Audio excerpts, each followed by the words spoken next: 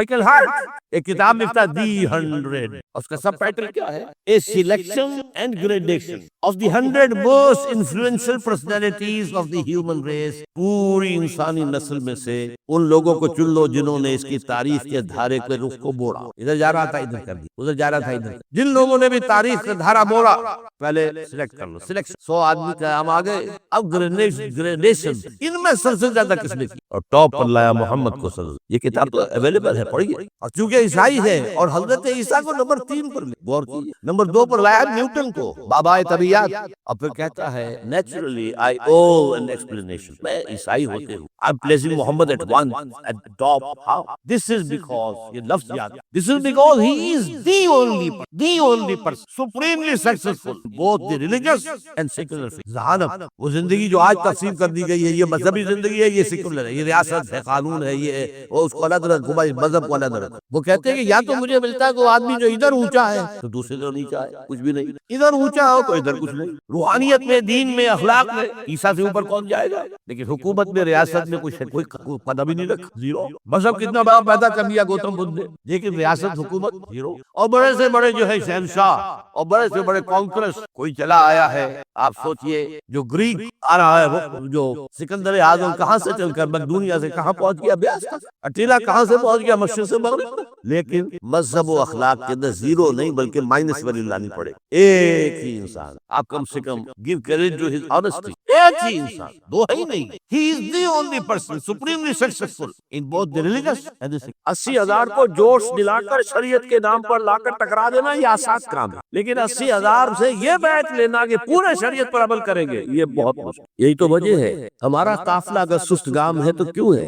ہم یہ کہتے ہیں کہ پہلے میدان میں آنے سے پہلے اپنی ذات پر، اپنے گھر میں دین نافذ کرو، پھر باہر نکلو، اپنی معاش اور اپنی معاشرت پر اسلامی شریعت نافذ کرو، پھر باہر آ کر اسلام کا نعرہ لگانے کا تمہیں حق پہنچتا ہے، ورنہ نہیں۔ اگر تمہاری اپنی ذات پر دین نافذ نہیں، چہرے پر 12 بجے ہوئے ہو، اللہ تعالیٰ کی نبی کی سنت کا کہیں آثار دور دور تک نظر نہ آ رہے ہو، روزانہ پھاوڑا چلا رہا ہو آدمی نبی کی سنت کے اوپر شیو کر رہا ہو، اور پھر وہ کہے میں اسلام چاہتا ہوں، بھائی اللہ کے بندے پہلے ذرا یہ کمی پوری کر لے۔ اور اگر تیرے کاروبار میں کوئی حرام شے ہے، تیری معاش میں کوئی حرام شے ہے، کوئی سودی معاملہ کیا، ختم کر اس کو، اللہ کے بندے بینک کی سروس کر رہا ہے، چھوڑ اس کو۔ اگر یہ کام کر لو، بے پردگی اختیار کی ہوئی ہے، اللہ نے تو پردہ سکھایا ہے، اللہ کے نبی نے پردہ سکھایا ہے، شریعت اسلامی نے پردہ رکھا، مردوں اور عورتوں کا اختلاط پسند نہیں ہے، اس پر عمل کرو، پھر آنا میدان میں، پھر دوسروں کی غلطی جو ہے بتانا اس کو کہ یہ تم غلط کر رہے ہو، مشرف تم یہ کر رہے ہو، غلط کر رہے ہو، فلاں تم یہ کر رہے ہو، غلط کر رہے ہو، نواز شریف تم یہ کر رہے ہو، غلط کر رہے ہو۔ لیکن یہ ہے کہ اس سے پہلے اپنے اوپر، اس لیے میں نے آپ کو بتا دیا وہ واقعہ کہ انہوں نے بتایا، بعد میں اور بھی آگے ہوں گے انشاءاللہ، مجھے امید ہے، لیکن جب میں ملا تھا تو انہوں نے کہا تھا ابھی صرف 28 آدمیوں نے بیٹھ۔ بہرحال عورتوں کا ایک حق ہے جو حضور نے بیان فرمایا، قرآن مجید نے بیان کیا، عاشروہن بالمعروف، عورت کا اکرام ہو، بیٹی کی حیثیت سے بھی، بہن کی حیثیت سے بھی، بیوی کی حیثیت سے بھی، اور ماں کی حیثیت سے تو سمجھو کہ جنت جو ہے وہ ماں کے قدموں تلے، الجنت تحت اقدام الامہات، فرمان ہے محمد رسول اللہ صلی اللہ علیہ وسلم کا۔ لہذا اکرام، عورت کا اکرام، عورت کی عزت، بیٹی کی حیثیت سے بھی، بہن کی حیثیت سے بھی، بیوی کی حیثیت سے بھی، اور ماں کی حیثیت سے۔ عاشروہن بالمعروف، اپنی بیویوں کے ساتھ رہو بھلے طریقے پر، نیک طریقے پر، اچھے طریقے۔ حضور نے یہاں تک فرمایا خیارکم لأہلیکم وانا خیرکم لأہلی۔ دیکھو مسلمانوں، اے میرے صحابیوں، تم میں سے بہتر لوگ وہ ہیں جو اپنے گھر والوں کے حق میں بہتر نرمی کرتے ہیں۔ عورت کے بارے میں یہ بھی فرمایا، ایک مرتبہ سواری تیز دوڑا رہے تھے جو بھی اونٹ کو لے کے جانے والے تھے، جبکہ ہودج میں کچھ خواتین سوار۔ حضور نے فرمایا دیکھو نہ، یہ نگینے ہیں جو سوار ہیں، ان کو زیادہ دھکے نہ لگواؤ تیز اونٹ چلا کر، ان کے ساتھ نرمی ہو، ان کے ساتھ نیکی کی جائے، ان کے احساسات کا خیال رکھا جائے، ان کے ساتھ زیادتی نہ ہو، مار پیٹ کا کیا سوال، معاذ اللہ سکو معاذ اللہ۔ ان کے ساتھ جو ہے عاشروہن بالمعروف، بھلے طریقے پر گزارا کرو۔ یہاں تک فرمایا ہو سکتا ہے کہ کسی وجہ سے تمہاری بیوی جو ہے تمہاری نگاہوں سے گر جائے، اب آپ کے دل میں اتنی محبت نہیں رہی، لیکن اللہ فرماتا ہے دیکھو ہو سکتا ہے کہ اس میں کوئی پہلو ایسا ہو، تلاش کرو، کوئی پہلو ایسا ہو بہتری کا کہ جس کی وجہ سے تلاش کر کے اس کو اپنی نگاہوں میں مرکوز کر لو، تاکہ اس کے تمہارے دل میں اس کے لیے محبت دوبارہ اثر نہ ہو۔ اس پہلو کی وجہ سے جو تمہاری نگاہ سے اوجھل، وہ اچھائی اس میں ہے، سیرت کی اچھائی ہے، چاہیے. صورت بہت اچھی نہیں، اللہ نے سیرت اچھی دے دی ہے. جو کچھ دیا، جو اچھائی ہے، جو بلائی ہے، اس کو تلاش کرو اور نگاہ کو وہاں پر جماؤ تاکہ تم ان کے ساتھ اچھا سلوک کرو. اس سے آگے آئیے، معاشی میدان ہے سب سے زیادہ سخت اور سب سے زیادہ کٹھن اور سب سے زیادہ ظالمانہ نظام. اس میں سب سے بڑا ظلم جو ہمارے پاکستان میں ہے وہ یہ زمینداری، غیر حاضر زمینداری اور یہ جاگیرداری. محنت کرے کسان مزدور ہاری، عیش کرے جاگیردار زمیندار. یہ اس سے بڑا ظلم کوئی نہیں ہو سکتا. اور چونکہ ہماری معیشت بنیادی طور پر زرعی معیشت ہے، ہمارا تو زیادہ تر جتنا آبادی کا طبقہ ہے وہ کاشتکار ہے، لہذا سب سے بڑا ظلم جو ہو رہا ہے وہ در حقیقت یہ زمینداری، غیر حاضر زمینداری اور جاگیرداری. اب اس میں سمجھ لیجئے اس بات کو اچھی طرح، کتنا بڑا ظلم ہے. ایک شخص خود شہر میں رہ رہا ہے، لاہور میں، ساری سہولتیں اسے حاصل، اتنی سہولت ہوتی ہے، ٹوٹی کھولی اور پانی آ رہا. دیہات میں جا کے بیچارے کاشتکار کو وہاں ہو سکتا ہے کہیں سے دور سے پانی کھینچ کر لانا پڑتا ہو کسی کنویں سے. کہاں اسے یہ سہولت ہے کہ ٹوٹی کا کان مروڑا اور پانی حاضر؟ کہاں یہ سہولت ہے کہ بجلی کا بٹن اوپر سے نیچے کیا اور بکا روشن ہو گیا؟ یہ ساری سہولتیں بھی لے رہا ہے اور وہ تنخواہ بھی لے رہا ہے کوئی، یا کوئی کاروبار بھی کر رہا ہے، اور ایک زمین اس کے پاس ہے، فلاں ضلع میں میرا رقبہ ہے. اس رقبے پر جو کاشت کر رہا ہے آ کر اس کی کمائی میں سے، اس کی فصل میں سے آدھا بٹا کر لے جاتا ہے. جہاں پہنچتا ہو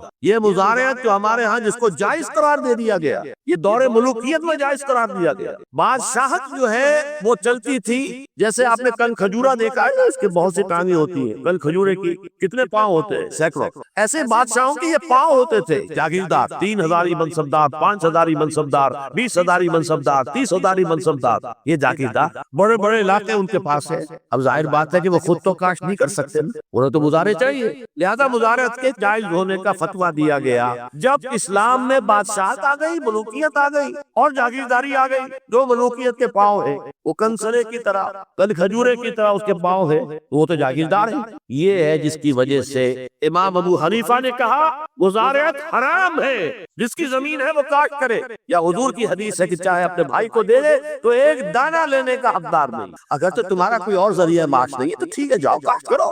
تمہارا کوئی اور ذریعہ معاش ہے، تمہارا کاروبار ہے، تمہاری دکان چل رہی ہے، تم ملازمت میں ہو، تمہیں تنخواہیں مل گئی ہے، تمہارا پروویڈنٹ فنڈ بھی جمع ہو رہا ہے، تمہیں تو تمہارے ریٹائرمنٹ کے بعد وہ پینشن بھی مل جائے گی، اور اس کے ساتھ ساتھ تم نے یہ ظلم روا رکھا ہوا. زمین اگر ہے یا تو جاؤ کاشت کرو، ورنہ یہ کہ اس زمین کو دے دو اپنے کسی بھائی کو. ملکیت تمہاری رہے گی، کاشت وہ کرے گا تو جو فصل ہوگی اس کی برداشت بھی وہی کرے گا، وہی لے کر جائے. یہ فتویٰ ہے امام اعظم امام ابو حنیفہ رحمۃ اللہ علیہ. یہی فتویٰ ہے امام مالک، امام دار الہجرہ، امام مدینہ، امام مالک رحمۃ اللہ علیہ، دونوں کا فتویٰ. اور عظیم ترین یہی دو ہے، اولین بھی یہی دو ہے، عظیم ترین بھی یہی دو. امام شافعی بھی شاگرد ہے امام مالک کے، امام احمد بن حنبل شاگرد ہے امام شافعی کے. ٹاپ پر کون ہے؟ امام ابو حنیفہ، ان کے شاگردوں میں قاضی ابو یوسف اور امام محمد امام ظفر. ادھر امام مالک، ان کے شاگردوں میں پھر امام شافعی، پھر ان کے شاگرد امام احمد بن حنبل. ٹاپ پر دونوں یہ کہہ رہے ہیں کہ حرام، مزارعت حرام، جس کی زمین ہے خود کاشت کرے. یا یہ ہے کہ خود کاشت نہیں کر سکتا تو اپنے بھائی کو دے دے، بس ٹھیک ہے، اس میں سے کوئی حصہ لینے کا وہ اختیار نہیں ہے. جو محنت کرے، جو خون پسینہ اپنا لگائے، وہی اس سے ساری جو ہے آمد بھی اس کو حاصل ہونی چاہیے. یہ مجھے حال ہی میں یہ آپ کے علم میں ہونا چاہیے، یہ فتویٰ دیا ہے قاضی ابو یوسف اور امام محمد نے، مزارعت حلال ہے، جائز ہے. شرطیں لگائی انہوں نے کہ بیج بھی زمیندار دے، کوئی جانور وغیرہ ہے تو وہ بھی زمیندار کا ہو، اگر کوئی ٹریکٹر ہے تو اس کی بھی پیمنٹ جو ہے زمیندار کرے. یہ ہے شرطیں، یعنی اس کا کوشش کی ہے کہ اس جاگیرداری کا ڈنک جو ہے کم ہو جائے، اس مزارعت کے اندر جو مضرت ہے وہ کم ہو جائے. لیکن یہ کہ اصلاً اسے جائز قرار دے دیا. ہمارے ہاں قول قد، شرطوں کو کون دیکھتا ہے، آداب کو کون دیکھتا ہے، قواعد و ضوابط کو کون، ہنیئن مریا، جیسے کہ ماں کا دودھ پیتے ہیں ایسے ہی یہ مزارعت کی جو آمدنی ہے اس کو کھا رہے ہیں. حرام ہے، حرام ہے، حرام. حال ہی میں ابھی ملاقات ہوئی میری مولانا زاہد الراشدی صاحب، آپ کے بہت قریب کھیرا والے میں، جو اس کی سب سے بڑی مسجد ہے، اس کے خطیب ہے. انہوں نے بتایا ملا علی قاری نے بھی یہ لکھا، جو بہت بعد کے حنفی جو ہے وہ فقیہ ہے، کہ دلائل تو وہی ہیں جو امام ابو حنیفہ نے دیے ہیں، دلائل تو ان کے ساتھ ہے، لیکن مصلحت ہے جو جس کے تحت یہ فتویٰ دیا گیا. یہاں تک کہ مولانا شبیر احمد عثمانی کے ساتھ دستے راہ سمجھ لیجئے، ظفر احمد عثمانی رحمۃ اللہ علیہ امام، انہوں نے بھی یہ لکھا ہے کہ دلائل تو امام صاحبی کی رائے کے حق میں جاتے ہیں، لیکن یہ کہ ہمارے ہاں تقلید کا ایسا ایک قلادہ گردنوں میں ڈال دیا گیا ہے، کیونکہ ہمارے بزرگوں نے فتویٰ دے دیا، قاضی ابو یوسف نے امام اور قاضی اور امام محمد نے، لہذا فتویٰ کو اسی پر چلے گا۔ میں نے ان سے بات کی، میں نے کہا میدان میں آئیے، کام کیجیے، جب تک یہ مظاہرت ختم نہیں ہوتی ہے، جب تک جاگیرداری اور زمینداری ختم نہیں ہوتی ہے، اس ملک میں کوئی سیاست صحیح آ ہی نہیں سکتی۔ یہ سیاست تو وڈیروں کا، جاگیرداروں کا،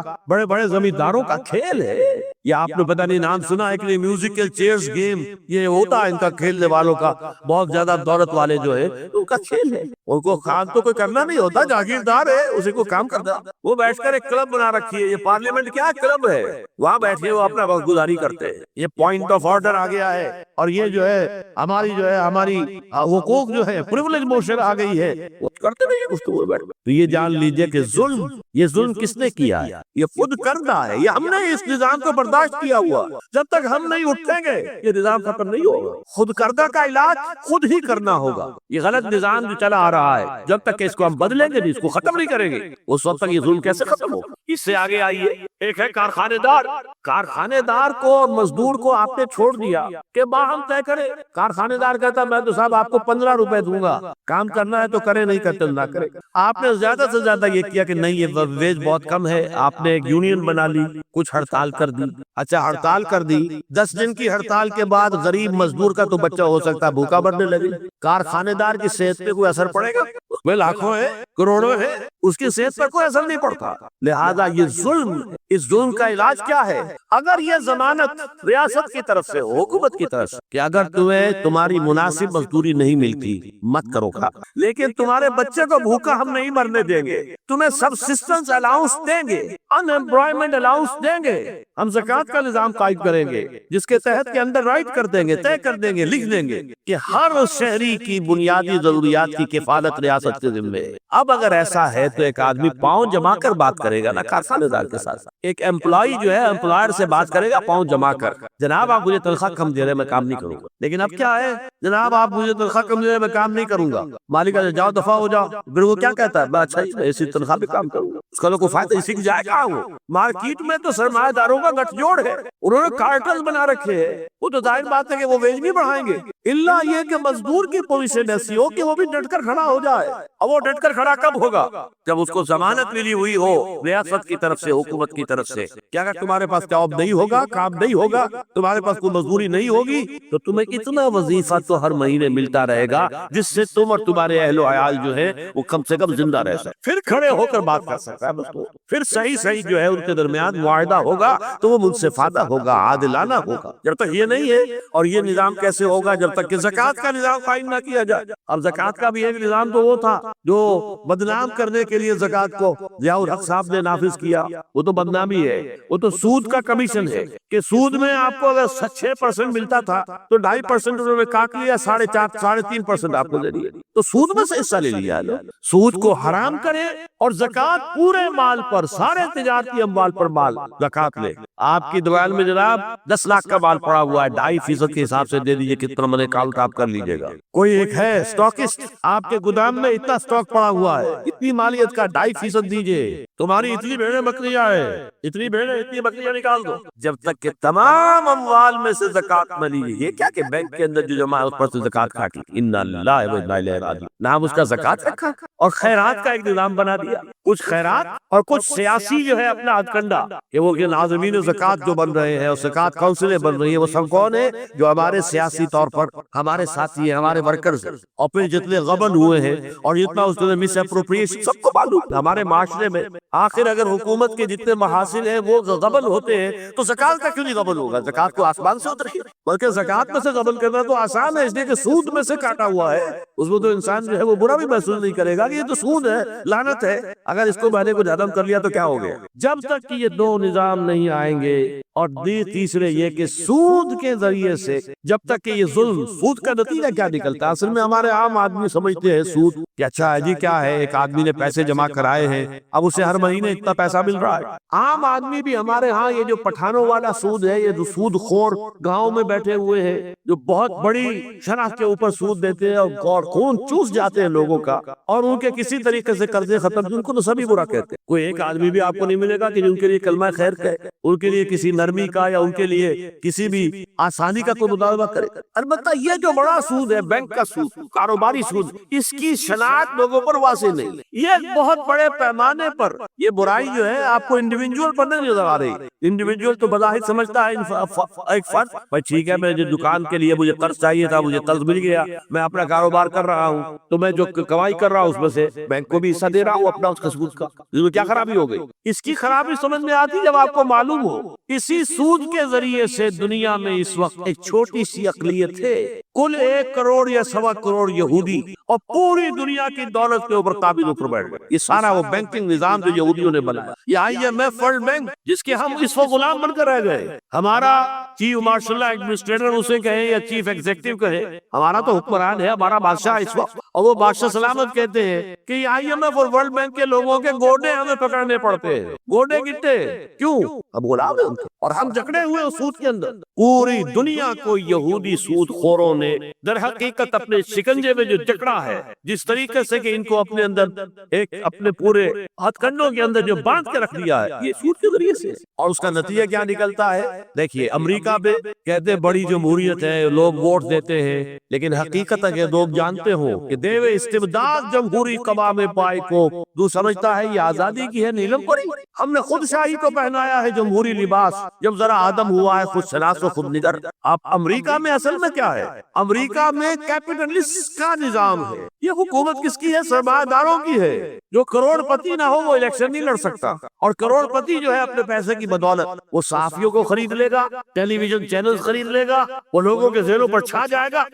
یہ گورنمنٹ آف دی کیپٹلسٹ ہے، نوٹ عوام. یہ دھوکہ ہے، فریب ہے سرمایہ داروں کا. وہاں وہ جاگیردار اس طرح کے نہیں، سرمایہ دار ہے. وہاں جاگیرداری کی وہ حیثیت نہیں رہی، اس لیے کہ ان کے تحت آدمی نہیں ہوتے. وہ تو اگر بڑے بڑے بینچ ہیں، بڑے بڑے اگر فارم ہیں، تو وہاں بھی آپ کو معلوم ہے کہ چونکہ مشینوں کے ذریعے سے بوائی بھی ہو رہی ہے اور ہل بھی چل رہا ہے مشینوں سے، بوائی بھی مشینوں سے، کٹائی بھی مشینوں سے، تو زیادہ انسان کی ضرورت ہی نہیں رہی. لہذا وہ سیاسی نظام وہ نہیں ہے جو یہاں کا ہے، لیکن وہ زمیندار بھی وہاں کا کیپٹلسٹ ہے، نظام کیپٹلسٹ کا. تو در حقیقت یہ ڈیموکریسی جو ہے، اس میں جو کہتے ہیں government of the people by for the people, نہیں، گورنمنٹ آف دی کیپٹلسٹ، سرمایہ دار کی حکومت ہے. اور سرمایہ دار جو ہے اس نے اپنی کلب بنائی ہوئی ہے، بیٹھا ہے، پارلیمنٹ ہے، یہ کانگریس ہے، یہ سینٹ ہے، یہ سرمایہ داروں کی کلب ہے. باقی عوام کے لیے وہاں کیا ہے؟ واقعہ یہ ہے کہ عام آدمی امریکہ کا بھی یہ ضرور ہے کہ بنیادی ضرورتیں محنت کر کے خون پسینہ ایک کر کے اپنی وہ حاصل کر لیتا ہے، لیکن بہت نچلی سطح پر ہے. عام آدمی وہاں بھی بہت نچلی سطح پر ہے. اور ایسے لوگ ہیں معدود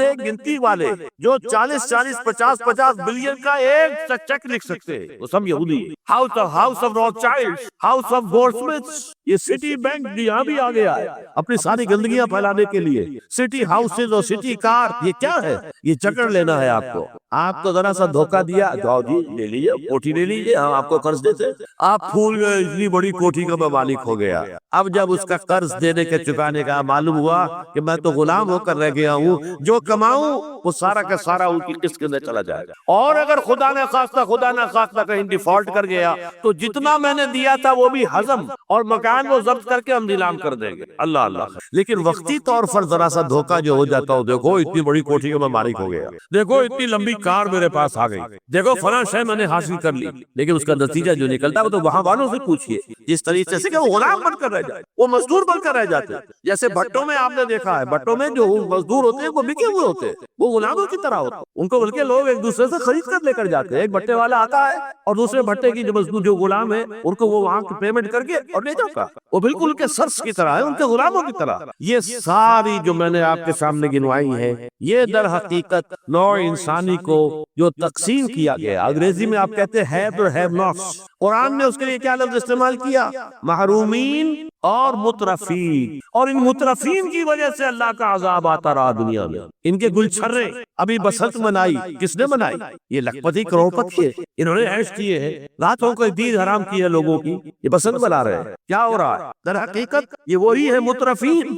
سورہ بنی اسرائیل میں فرمایا جب ہم یہ فیصلہ کر لیتے وَإِذَا أَرَدْنَا أَن نُهْلِكَ قَرْيَةً أَمَرْنَا مُتْرَفِيهَا فَفَسَقُوا فِيهَا فَحَقَّ عَلَيْهَا الْقَوْلُ فَدَمَّرْنَاهَا تَدْمِيرًا. جب ہمارا فیصلہ ہوتا ہے کہ کسی بستی کو، کسی علاقے کے لوگوں کو ہلاک کر دے تو مترفین جو ہے دولت مند لوگوں کو ہم حکم دے دیتے، آزادی دے دیتے، ان کی لگام ڈھیلی کر دیتے، اس میں فسق و فجور کا بازار گرم کر دیتے، اور جب پورا فسق و فجور کا بازار گرم ہو جاتا ہے اچانک ہماری پکڑ آتی ہے، دمرنا تدمیرا، ہم اس کو پٹخ کر رکھ دیتے ہیں، ٹکڑے ٹکڑے کر دیتے ہیں۔ یہ مترفین، اور دوسری طرف محرومین، اسی طریقے سے مستضعفین اور مستکبرین۔ ایک طرف مستکبرین ہے، ہاٹی پیپل، جو کہ پارلیمنٹ میں جاتے ہیں، جو جاتے ہیں سینٹ کے اندر بیٹھتے ہیں، ان کا ایک طبقہ ہے، وہ ایک علیحدہ ہی ہے، ان کی سوسائٹی علیحدہ ہے، ان کے تہوار علیحدہ ہے۔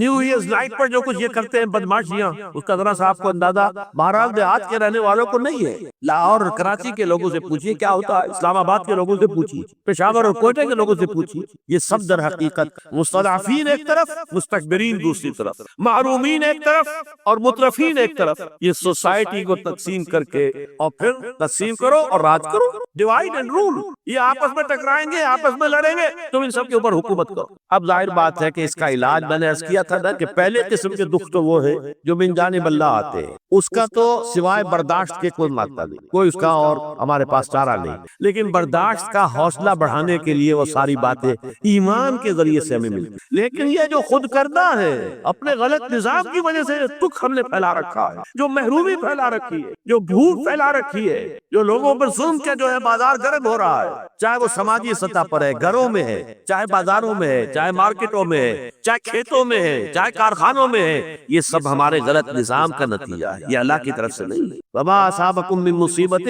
فبما کسبت ایدیکم، یہ تمہارے اپنے ہاتھوں کی کمائی ہے، تمہارے اپنے ہاتھوں کے کرتوت ہے، تم نے غلط نظام کو قبول کیا ہوا۔ اب اس کا علاج کیا ہوگا؟ اب علاج ایسے ہوگا جد و جہد کے ذریعے سے اس نظام کو ختم کیا، اس لیے کہ یہ تو میں نے آپ کے سامنے بیماری کا بیان کر دیا ہے، علاج کیا ہے انشاءاللہ اس کے بارے میں گفتگو جو ہے